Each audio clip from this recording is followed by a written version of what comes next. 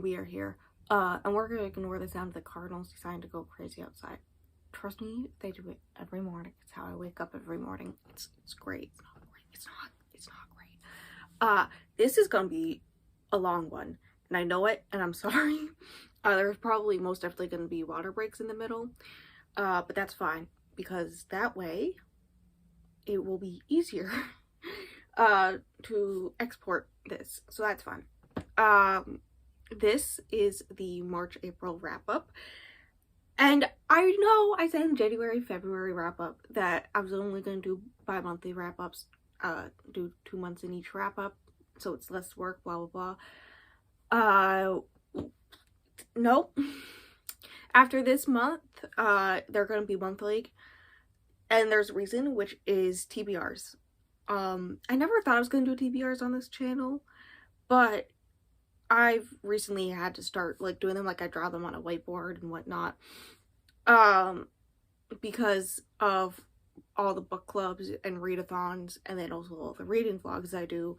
It's about 10 to 15 books that I have planned each month, which is about my average for monthly, except for April. We're not going to talk about that, except we will when we get to it.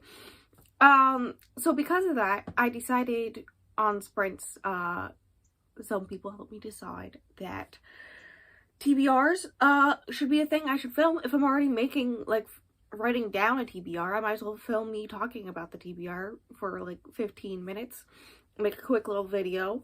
So because of that, it makes more sense for me to do monthly wrap-ups, because then it's just, you can compare them all, and they're all going to be in the same playlist, so you can just go right through. So there's that.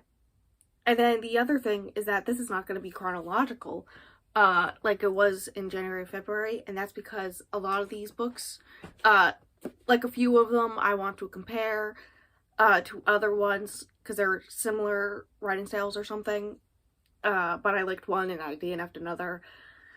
There's going to be DNFs in here. I might as well talk about all the DNFs at once.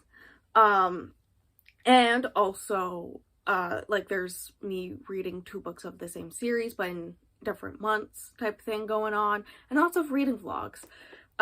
So I might as well get, like, all the reading vlogs ones I can get done with all at the same time. Now, I do not have them written down in order that I'm going to talk about, of course. I have them written down in order of when I read them. So, that's fun. Yes, I have it written down, so you get to see me looking down at this the whole time, and I have a highlighter to mark off where I left off. I've got the few physical books in a pile next to me, but first let's talk about the amount of books. So in March, I finished / read 11 books and DNF'd 1, and in April, I read 8 books and DNF'd 2.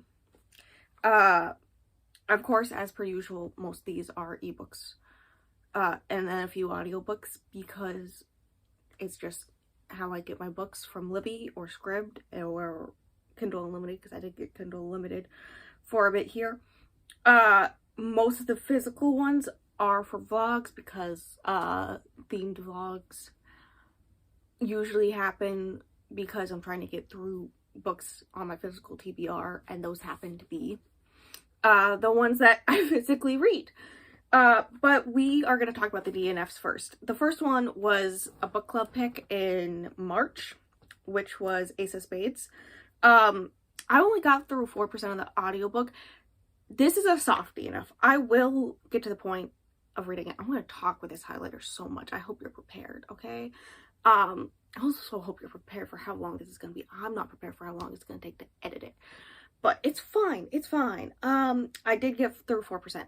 I will get to the point of reading it. I don't know if I'll go with audiobook in. Nothing against the audiobook narrators. I think there's 2 narrators. I got to the first female chapter, and then stopped.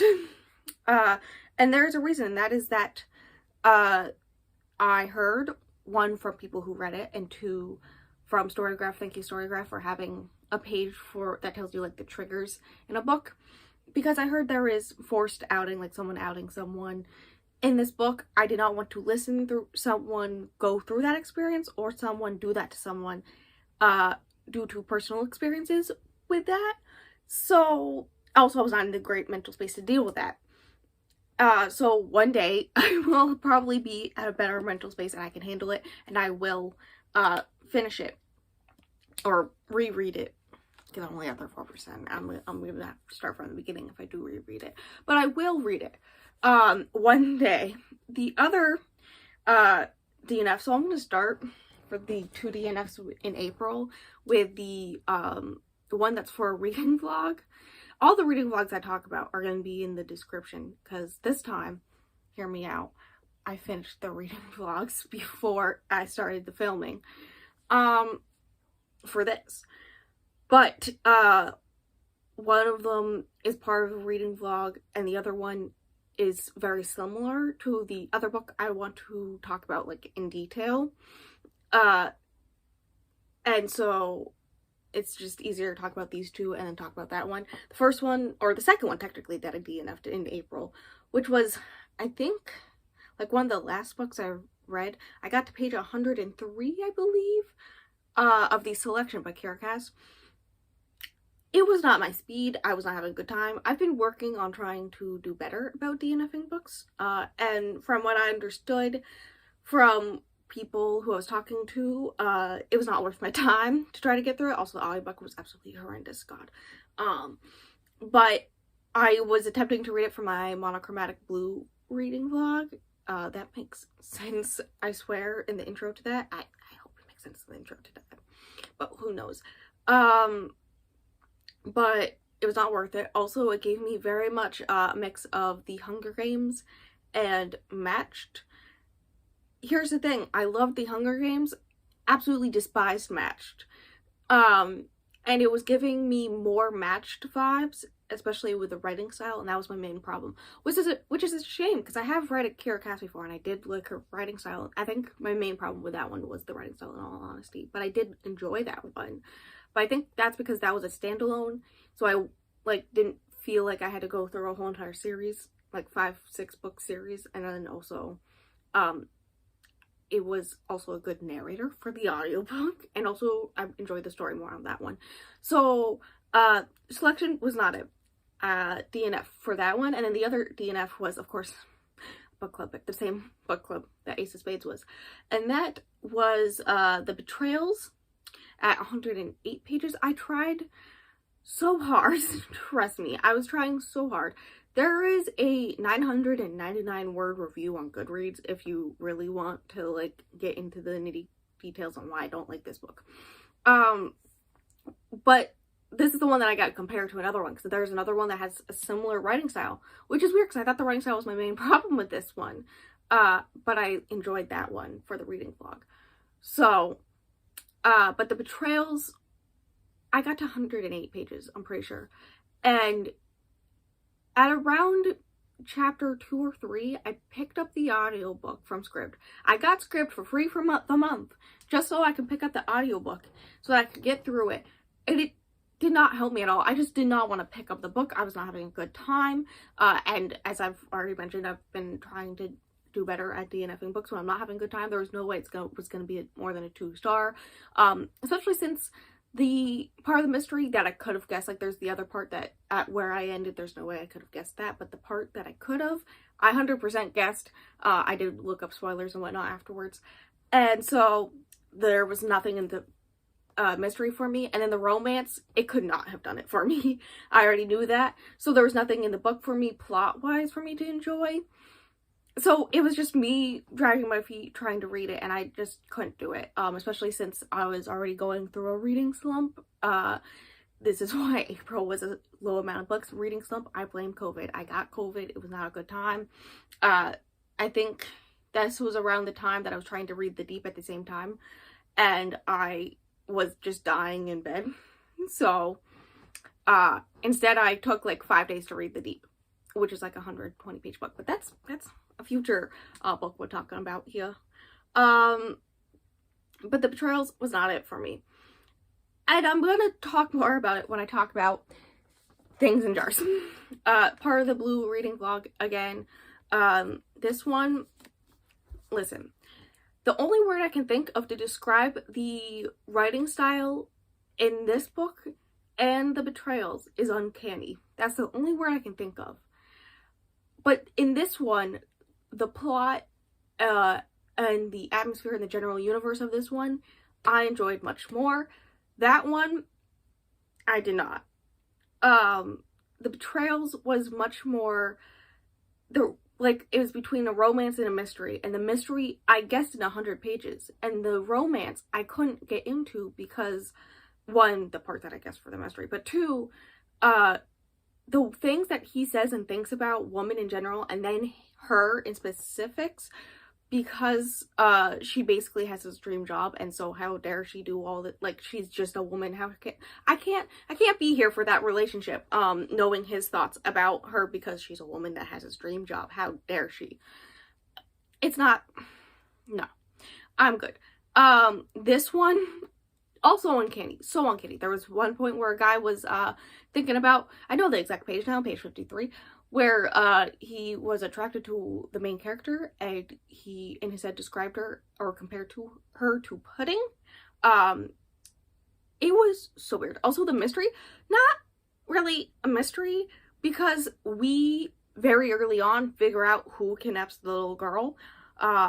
So it's more of watching these relationships between these characters, this universe is very interesting. Also, this is very much more gothic, which I think this uncanny writing style leans more towards gothic London, 1800s London.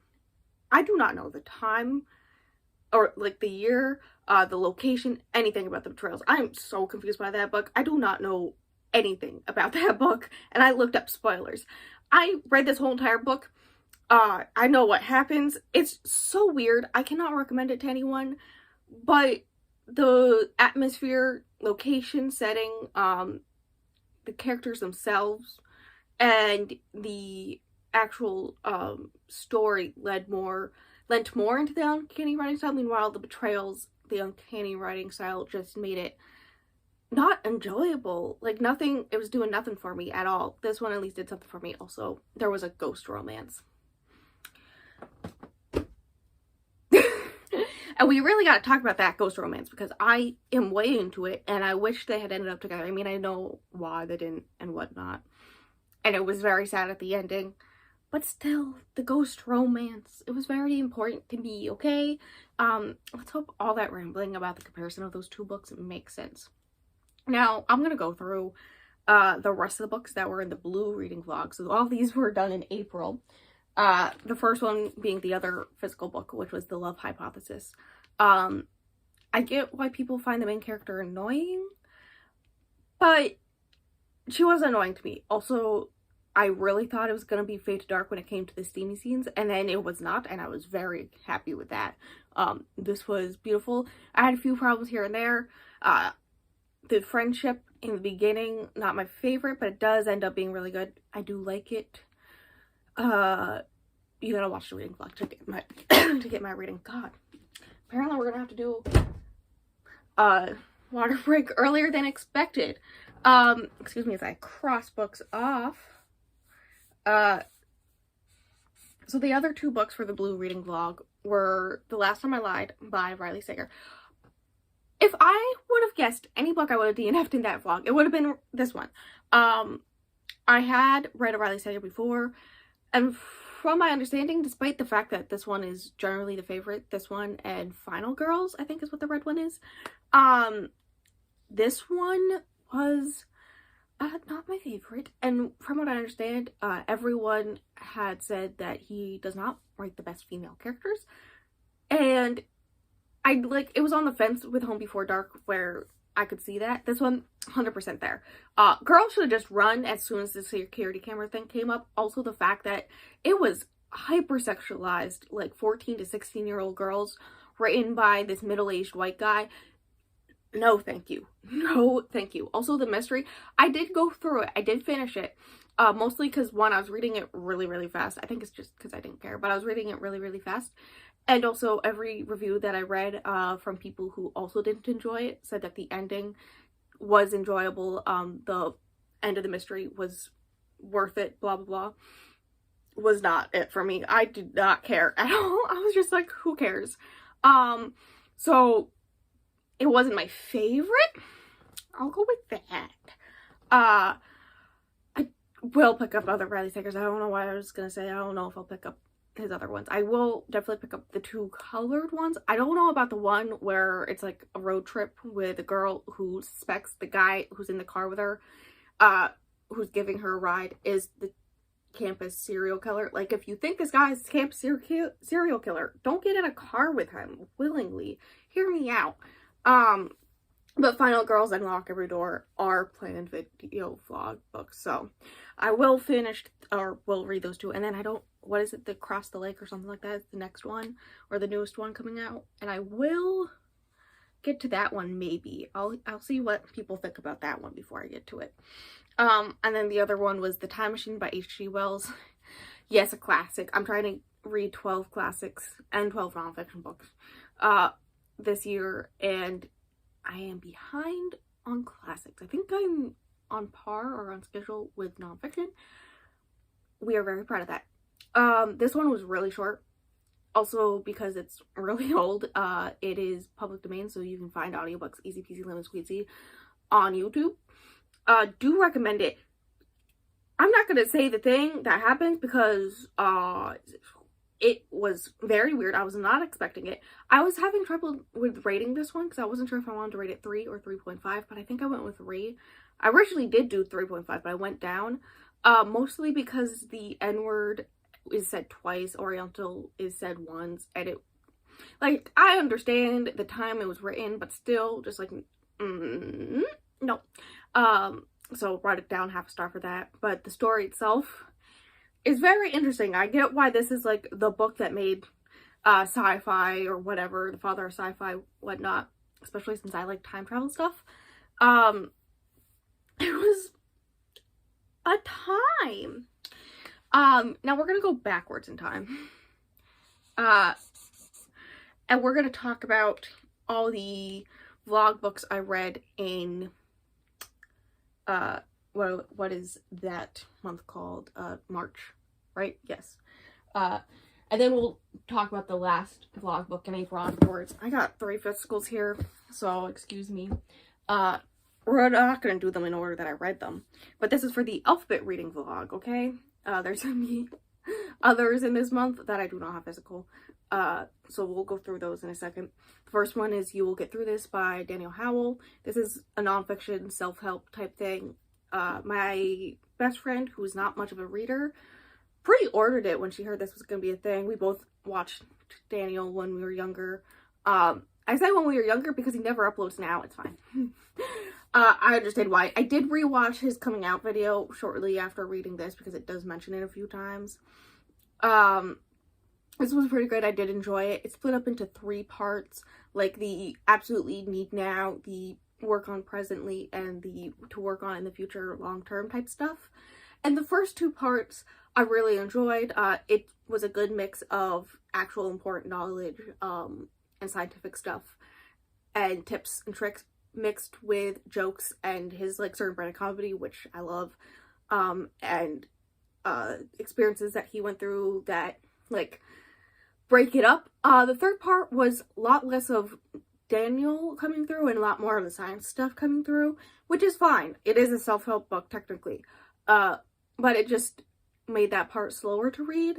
But I did enjoy this one, and you know, if you want to read something about mental health that is both useful, helpful, and comedic, I say go for it. There was also, we don't need to talk about this cover, okay? I'm very mad. My birthday is in 2 days, and I am 99.9% sure one of the 4 books my mom bought me for my birthday was this book. But the 10th anniversary edition, so it has like a dripping rose on it, blah, blah, blah. I love that cover, especially since my copies of Vampire Academy, one of them is on display while the other ones are stacked up behind it. And normally I would put the first book on display, but I hate this cover because it reminds me of the horrid movie. At least it's not the neon green, thank God. And it's nothing against the actors. Like, I really like, I forget her name, but the actor who plays Rose in the movie, like, she's great. I've seen her in plenty of other things and I love her. but it's just no. I hate this cover. That being said, love this book. I really expected to rate it 5 stars. I've read it like a dozen times, I swear, at this point. And before on Goodreads it was 4. I thought I was gonna up it to 5, but I only upped it to 4.5, I'm pretty sure. It's just a classic in my childhood. I love it, and my plan is to finish the series at some point this year. So look for weekend reading vlogs where in a weekend I read one of the books, because that's the only way I'm going to force myself to do it.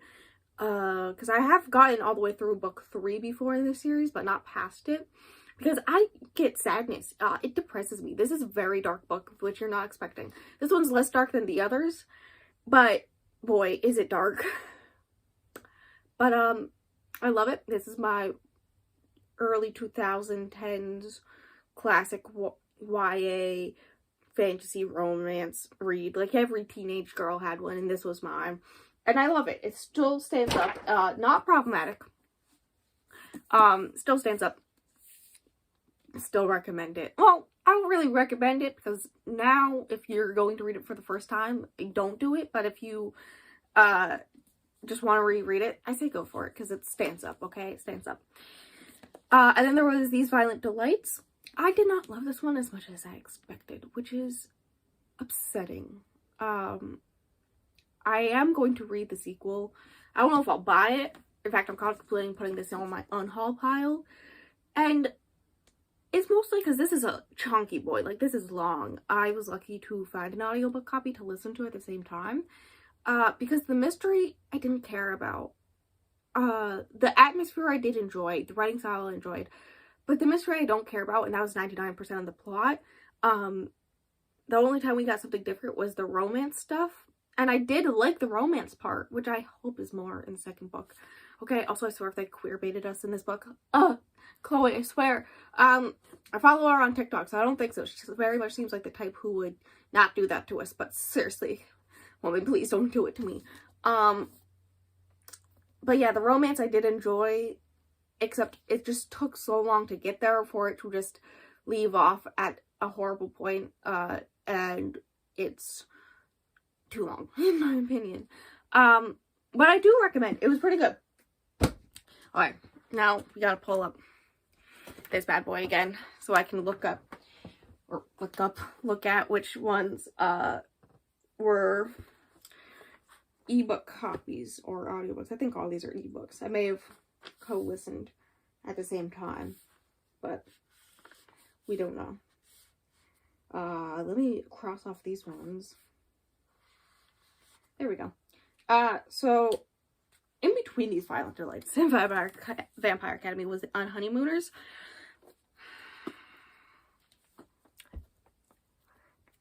Actually, just go watch the vlog, because there's 10 minutes of me ranting about how much I did not like this book. But very basic rundown is that the romance up until the last like 50, 100 pages, up until they get back home, honestly, I enjoyed this book.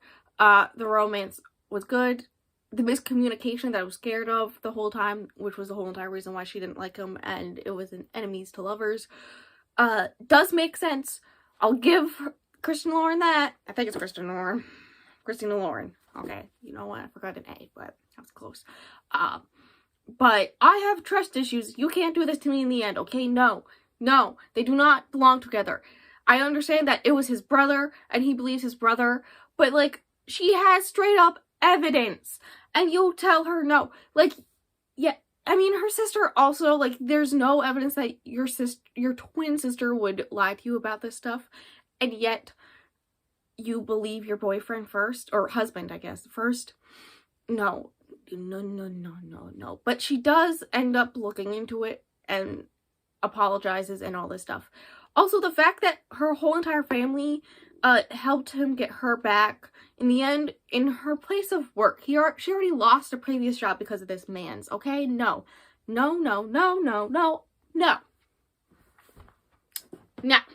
Go watch that 10-minute rant, because it makes more sense than that, but no. I'm good. There was Warstorm by Victoria Aveyard. I think that's how you pronounce her last name.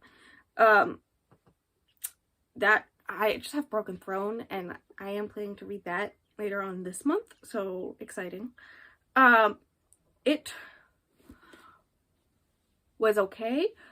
Generally speaking, I think the way I rated it in order of my favorites in the whole entire series, this is second place. I did enjoy it. It is too long, but all the war stuff, and then also the fact that we have way more POVs in this one, so we don't have to deal with as much of Mare's craziness. And this one is nice, especially since I love Evangeline, okay? She's an icon, okay? We stand a queen. Also, Iris is interesting to read from. But yeah, that's all I can really say, because this is the 4th book in a series. And last full book in the series, like actual novel. The Broken Throne is a bunch of novellas and added stuff. So, there's that. But I did enjoy it. And I get why people like the series. It's just not my favorite. But I will read more of Victoria Aveyard's writing, because one, I love her TikTok, and 2, some of them interest me. Another one was XOXO by Axio. I hope I pronounced her name right. She recently came out with a new book. Like, right when I was reading it is when her new book was released, so that was fun. This one is a K-pop star and a, like, very talented, I think she's a cellist, meet in LA, where she lives and works. She works at a karaoke bar. She doesn't know who he is.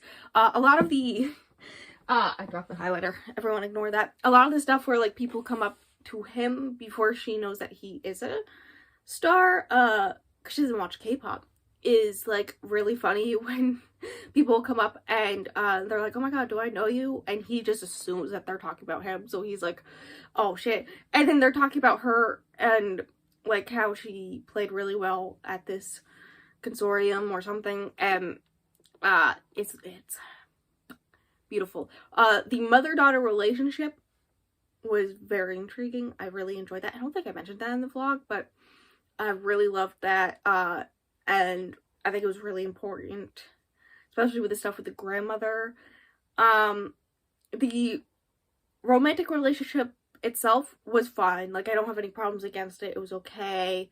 But a lot of the friendship and mother-daughter relationship / family relationships were much more preferable, in my opinion. But it was still a really good book. I like the writing style. It reminds me of In Deeper Waters by F.T. Lukens. I think I read both those books the same. And so, you know, it's no surprise. I really enjoyed that one. So I'll pick up her other book that just came out.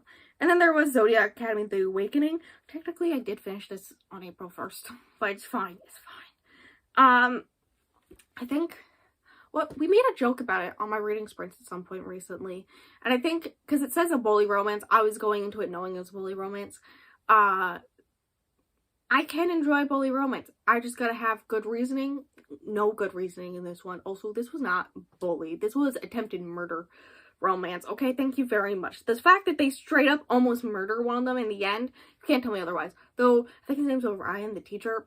Do stand that relationship. I want that relationship. I may continue the series at some point just for that relationship.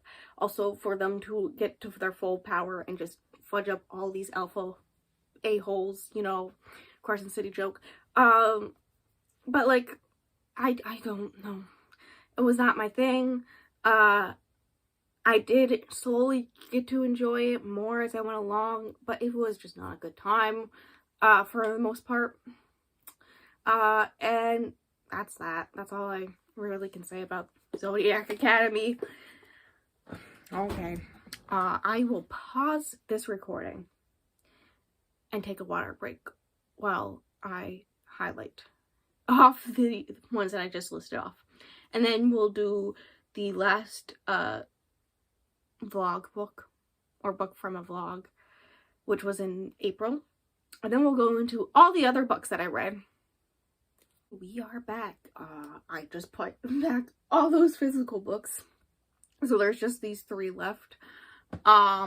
Starting with the last reading vlog one, which is for this video series that I'm doing where I get through all the big giant books. I have both my physical and my ebook TBR. And this one was originally planned to happen, I think, in May actually, but happened in April because it was also a book club pick. And that was The Good Daughter by Karen Slaughter. I read this, I think it was like a week-long reading vlog, technically. Because there was like points where you're supposed to read 2 each day for the book club, so I just did that. Each morning I would like update, or I think it was night actually, I would update where I was, thoughts. This book went places I did not need to read, okay? No. I think this also helped in my reading slump, really gonna say that. Also, I think this is the first book I read this month, minus the last like 100 pages of Zodiac Academy. The story itself was cool, I guess. The mystery was okay. I didn't guess part of it. Like, I low-key guessed some of it, but not all of it. The 28 years ago stuff, get out of here. No. It did not need to go that far. Thank you very much. Good night. My favorite part was the character relationship, especially between Charlie and Sam. That was honestly the best part about this whole entire book. And so, that's basically what I'm going to say about it, because I do not think I'm going to read another Karen Slaughter, with the way that went. I've heard all her books are very similar, or they all go that dark. I do not need to know how deep some things, like, you could have just told me the very basics. You did not need to have to go into so much detail. I only know it went into detail, not because I read it, because I quite literally, skipped half of that, because I was just not in here for it. Okay, thank you very much. But that is it for, the reading vlogs. Be happy. We're gonna talk about books in random order again, and we get to hold this again, because some of them are similar or something like that, in that vein. The first one was the first book I read in March, which is Rolling of the Deep by Mira Grant. I rated that one 4 stars. It was the prequel novella to Into the Drowning Deep. Did not know Rolling the Deep was written first. Very surprised. I don't know why I didn't know that, but I didn't. I really enjoyed it. I think I've learned that Mira Grant's writing for me lends more towards shorter novella type stories. So Middle Game, I don't know if that's ever gonna happen. But Rolling the Deep, I enjoyed it. 4 stars. I really, because I read Into the Drowning Deep beforehand, so I knew everyone was gonna die, and yet it was still very interesting, especially since it goes into more detail with some stuff, and it's more of like a slower monster horror type thing. I did not recognize that Into the Drowning Deep counted as monster horror when I read it, though I think that was before I read Jurassic Park, so that's probably why. And Jurassic Park taught me I really like monster horror. Thank you. Good night. This definitely fits into monster horror. Thank you very much. The big giant monster at the end, I already knew about because of Into the Drowning Deep. So I think if I hadn't known about that and I had read this one first, this would have been a 5 star. But because I already knew about it, it didn't hit as hard. But I still went, oh. And then it ended. And I really enjoyed that one. On the vein of novellas with mermaids, we got The Deep by Rivers Solomon. I'm gonna blame it on COVID. I'm gonna blame it on COVID. This is like under 200 pages. It's very short. Very much a read in one sitting type book. But as I was trying to read it, I had come down with COVID. And so I was basically in bed dying. And I think that's part of the reason why I did not enjoy it as much, because the experience was not as fun. Also me not being able to remember characters. The story itself, the what's going on, the universe, the atmosphere, not really mystery, but like really the plot story stuff is very different. Really enjoyed it. I will pick up more of Rivers Solomon's stuff. I do like their writing. It's very dark and atmospheric, which very much fits the there's like 2 main covers I know for this book. The one that has like a bunch of multicolored waves, do not like that one. That does not fit the theme of the book. There's like the dark blue murky one with a mermaid down below. that one I enjoy. It fits this book much better. But basically the story of this, if you don't know, is a bunch of mermaids exist. They can, like, there's one mermaid. They're not called mermaids, but they're technically mermaids. I'm gonna call them mermaids. That mermaid can, like, has all the memories from all her people, but it's basically killing her and stuff, and so she's, like, remembering stuff as we are, like, being told these things, and she's doing other things happen. But the mermaids came to be because there were a bunch of slave owners pushing pregnant slaves over the edge of the ship on a journey. And so in the womb, the babies would become mermaids. That's how mermaids became mermaids. It was very beautiful. I'm gonna go with that. And I'm gonna blame it on COVID and give it 3 stars. A hesitant 3 stars, because, like, I recognize that if I didn't have COVID, I probably would have enjoyed it so much more. So there's that. We're gonna go into romance that I read in March, which is Beauty and the Blacksmith by Tessa Dare. The last time I read a Tessa Dare, oh my god. I need to read a Tessa Dare again. But it's not in the cards for this month, so sad.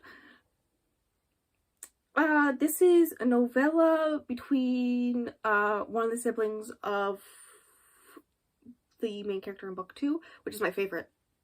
Week to Be Wicked is my favorite of the series. I'm scared of the next one, but people have told me that I will enjoy it, so I'll pick it up eventually, maybe in June.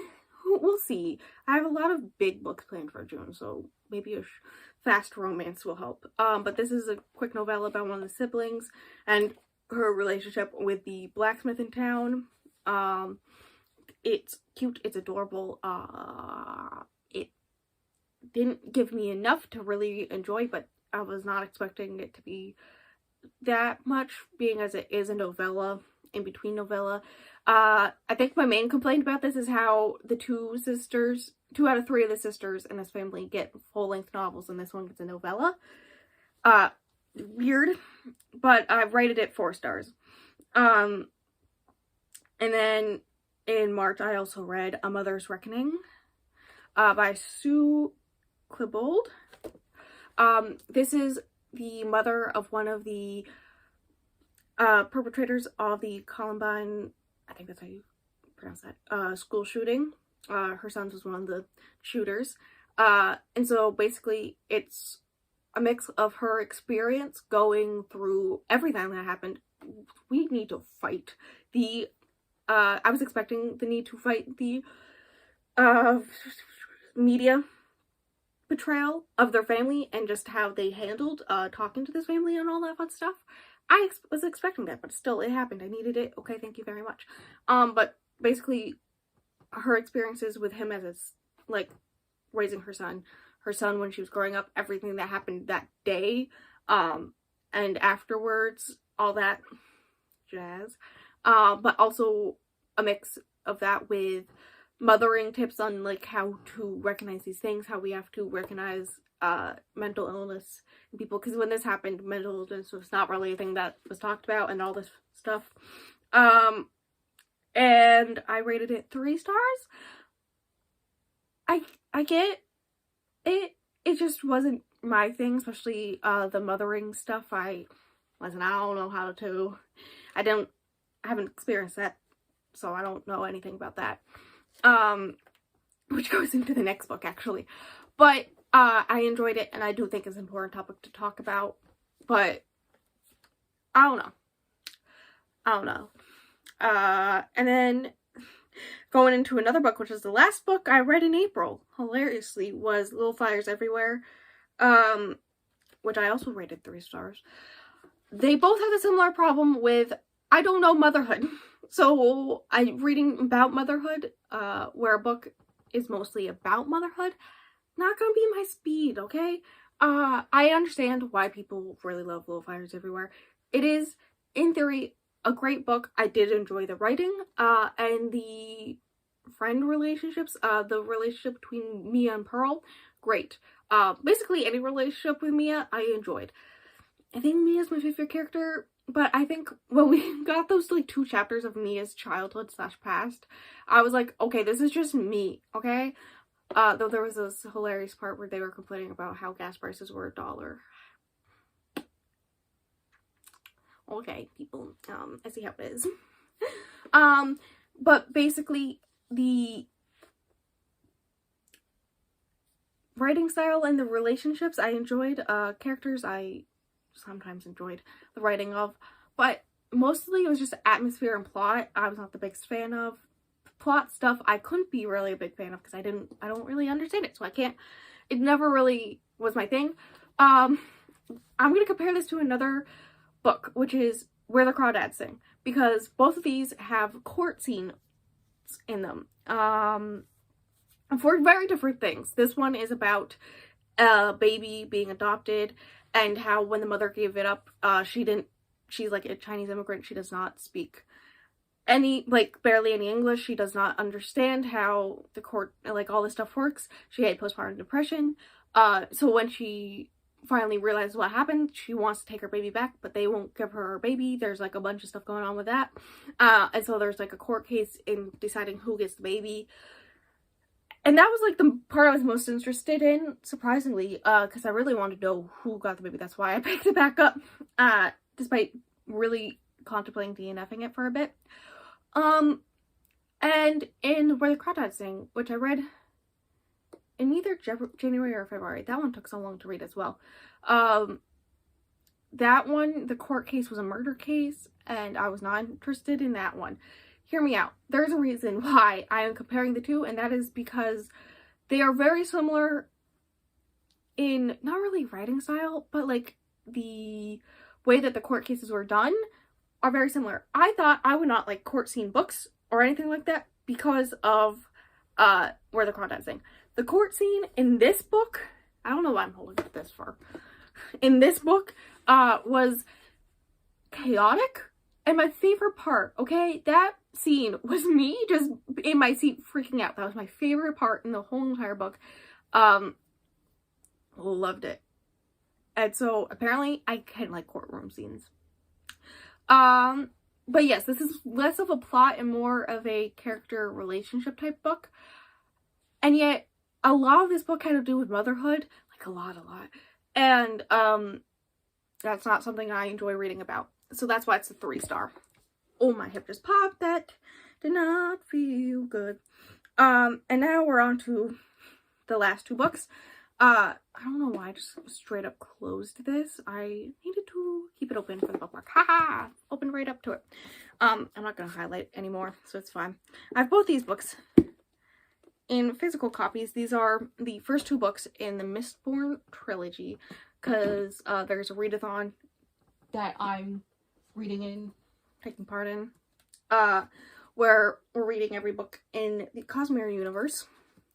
And so I read both of these. Mistborn: The Final Empire in March, and then The Well of Ascension not that long ago in April. Yes, these are the mass market paperbacks.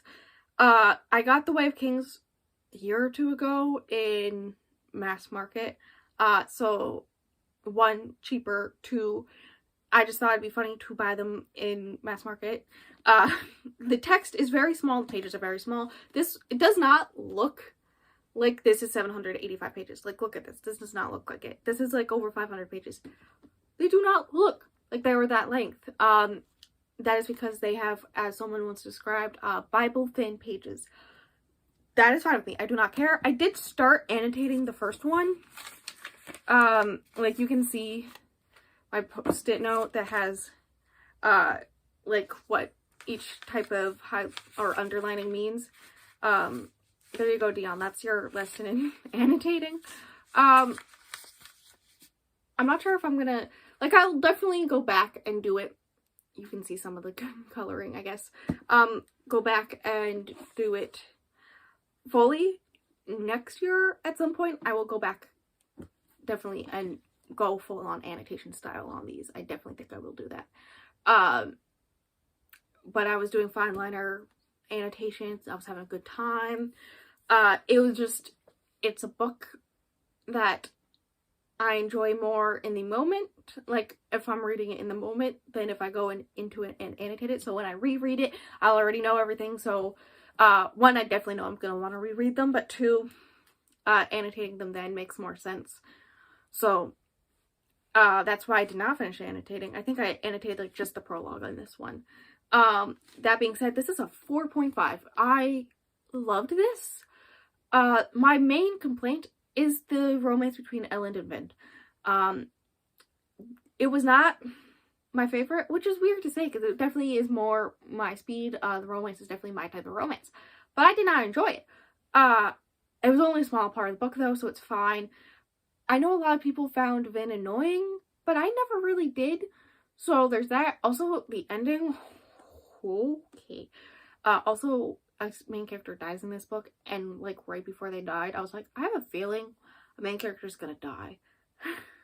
And then they actually, one did die. It was not the one I was expecting, but they did. So this one's a 4.5. This one is a 4. This one goes definitely more into the lore and character relationships and less of plot in general.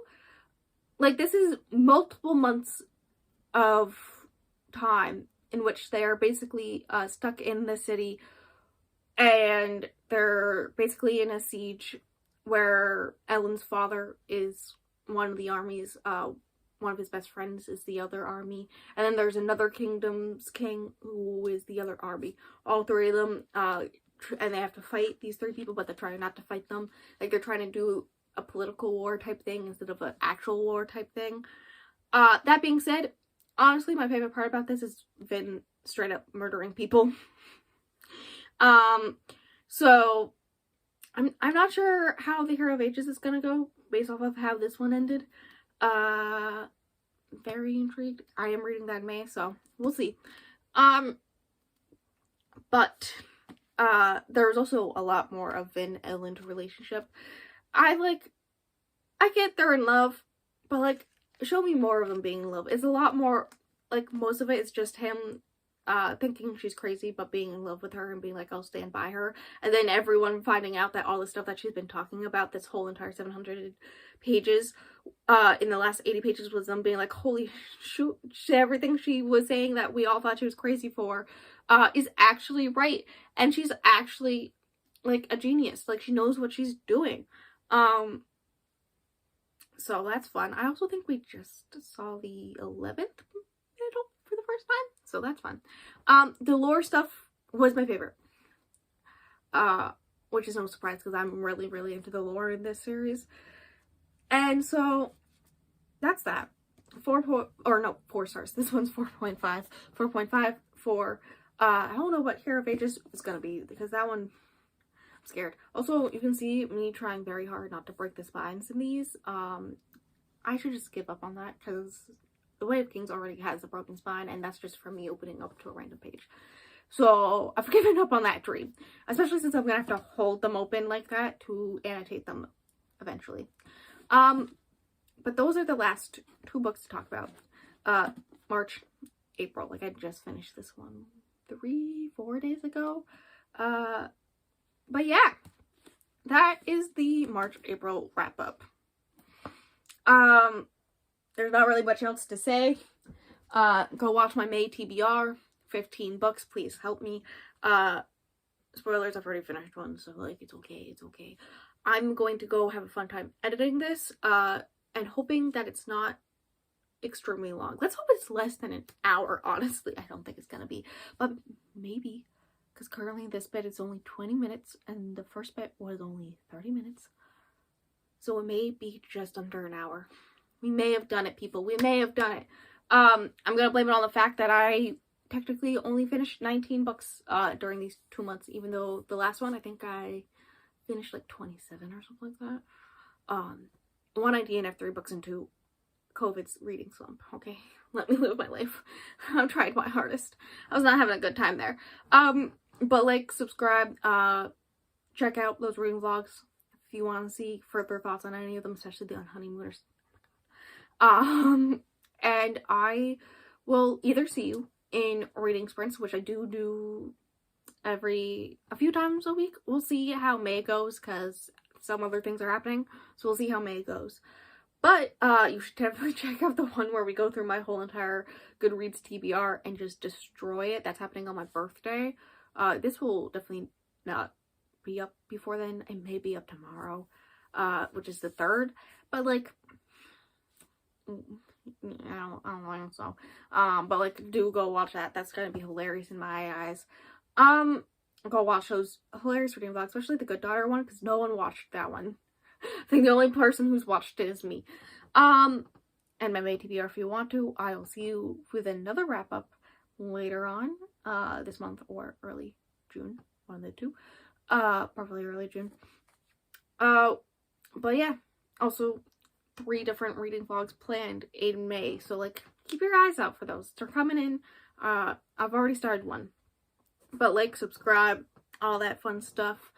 And I will see you either in reading sprints or the next video.